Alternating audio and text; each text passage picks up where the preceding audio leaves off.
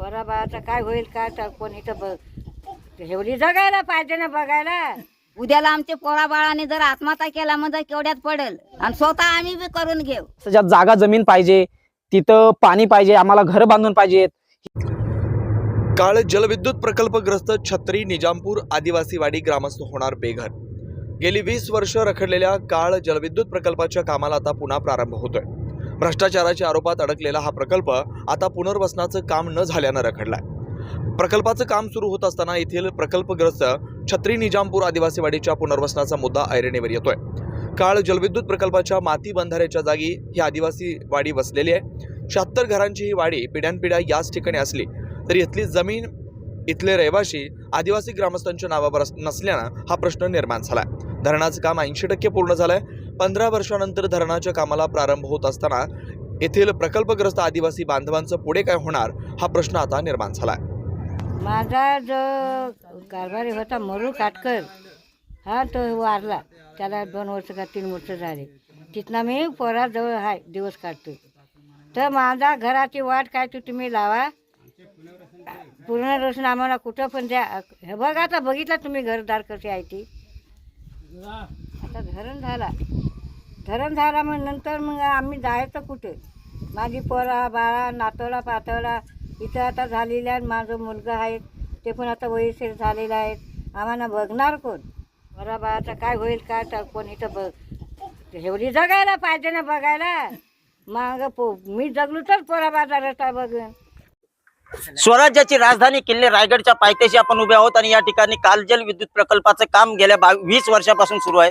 या ठिकाणी पाहायला गेला तर हा कालजल विद्युत प्रकल्पाचं काम सुरू असताना जवळपास 800 कोटीचं काम हे 2000 कोटीवरती गेलं तरी देखील पूर्ण झालं नाही. जवळपास 80% काम पूर्ण झालंय. आणि गेल्या वर्षीच्या अधिवेशनामध्ये या ठिकाणचे स्थानिक आमदार आणि आताचे नामदार भरतसिंग गोगावले यांनी जवळपास श्वेतपत्रिका दाखल करून 1600 कोटीचा निधी आणखीन या ठिकाणी टाकलाय. मात्र या ठिकाणी पाहायला गेला तर या आदिवासी वाडीतील जे या धरण प्रकल्पातील जे पुनर्वसनाचा प्रश्न आहे तो अजूनही तसाच आहे. या ठिकाणी आपण पाहतोय छत्री निजामपूरची जी आदिवासी वाडी आहे या आदिवासी वाडीवाल्यांची घरं ही मोडकलीच आलेत. आणि या ठिकाणचे नागरिक आपल्याकडे समोर आपल्या आहेत. नेमकं त्यांच्याकडून जाणून घेऊ नेमकी काय परिस्थिती. आजी काय सांगाल नेमकं कशा पद्धतीने तुमचा जो आज इथे आदिवासी तुम्ही कधीपासून इथे राहताय.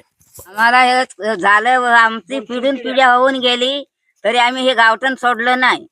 आमचा जन्म जायला इथं पोरं बाळ घेऊन आम्ही कुठं जायची काय पाण्यात आम्ही काय बुड्या मारायच्या का. अजून आम्हाला घर शिवणीचं पैसे नाही आम्हाला कंचच नाही.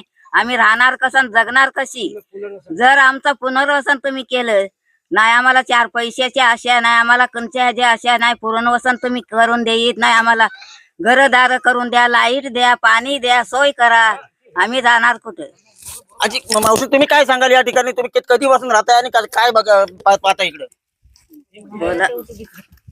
आम्हाला काय 15 वर्ष झाले असतील. मग 15 वर्षामध्ये तुम्हाला इथं आता जेव्हा धरणाचं काम सुरू झालं तुम्हाला काय पैसे बिशे दिले का? काय नाही काय नाही आम्हाला. आमचं हे नवरा पण मरून गेला. पैसे सांगून आम्हाला कायच हे केलं नाही. 6 वर्ष चालू आहेत. हा मग आता तुम्हाला पैसे वगैरे काय नाही भेटला. आता आम्ही इद्वानी काय करायचा कुणाच्या दारात जायचं मोलमजुरी करतोय आणि खातोय. मग काय सांगाल नेमकं या ठिकाणी जर आता हा प्रकल्प कधी आला आणि तेव्हापासून तुम्ही कशा पद्धतीने राहताय. आमची 2005ला धरण चालू झालंय तिथपासून आम्ही ह्याच्यामध्ये आम्ही एकदम आमची घरं पण मोडले. काय झालाय म्हणले सरकार आश्वासन देतो तुम्हाला देतो पुनर्वसन देतो पैसे तुम्हाला हलवतो असं करून ह्या 20 वर्ष झाली. आजपर्यंत आमचा प्रश्न अजून कोणी सोडवला नाही. काही आमदारांनी पण नाही सोडला शासनाने पण नाही सोडवला. आणि आता हे काम चालू झालंय.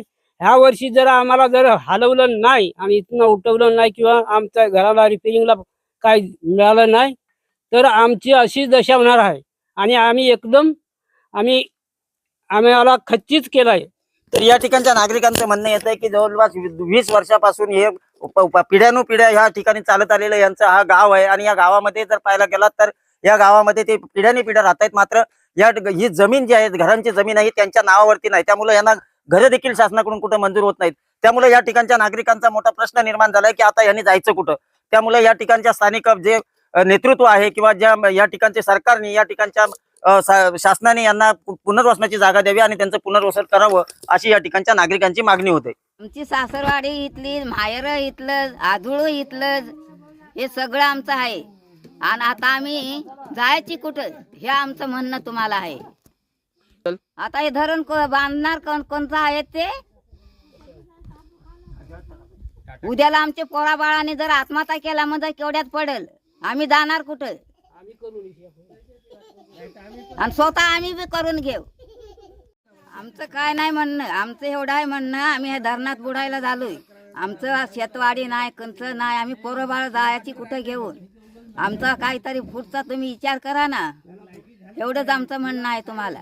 आता सुरुवाती त्यांनी केली तर गेल्या साली परत त्यांनी हे केलेलं, आम्हाला इथं काही थाराता नाही, काय नाही, आम्ही पाण्यात बुडायला झालोय. आता एवढं धरण झाल्यास इथं आम्हाला फक्त 1 वर्षापूर्वी फक्त उठवलं होतं की इथून वाढी उचला आणि तिथं वरती जाऊन थांबा, की 1 वर्ष फक्त तुम्हाला देतो, 1 वर्षानंतर तुमचे मी घरं देऊ, तुम्हाला घरांचे पैसे देऊ. ते न देता आज हे जवळजवळ 22 वर्ष झाले धरणाला. सगळी माणसं आणि बुडी क्षेत्रात आहेत. जरी समजा आमचे हे आता घरदार हे आहेत ते सगळे मातीचे आहेत, कुडाचे आहेत, कारण इथं सगळी योजना ही म्हणजे मातीचीच आहे. दुसरी कसे काही पक्के घरे नाहीत आमची, काही नाही.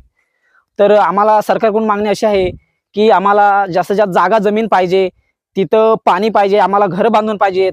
ही शासनाला आमच्याकडून आदिवासी वाडी छत्री निजामपूर आदिवासी वाडीकडून ही अपेक्षा आहे की आमच्या रायगडच्या खाली पायथ्याशी छत्री निजामपूर गाव, तिथं आदिवासी वाडी, तिथं 76 घराची वस्ती आहे.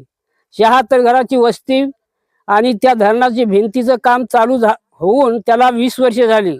आणि आम्हाला आता 2005ला धरण चालू झालं. तिथपासून आम्हाला आश्वासन फक्त देतो, पुनर्वसन करतो, तुम्हाला पैसे देतो, तुम्हाला उठवतो, ह्याच्या विश्वासावरती आम्ही राहिलोय. असा करता करता आमची घरं आता पार सपाट झाले, मोडतोड आलेत. आम्हाला रिपेरिंगला पैसे नाही किंवा आम्हाला कोण शासन पण बघत नाही. असं करता करता आम्हाला आता हे काम चालू झालंय. आम्ही ह्याच्यामधनं कसं काय निभवायचं?